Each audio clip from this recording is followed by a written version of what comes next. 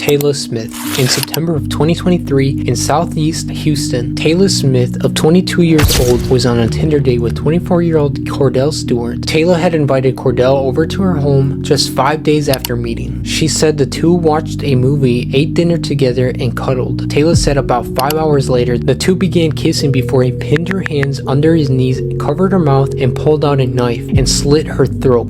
Cordell beat her up as Taylor battled over the knife. Taylor said, and I quote, "At this point, I'm like, oh my gosh, Taylor, if you don't fight back, you're going to die. He's going to get this knife out of your hands and he's going to stab you to death."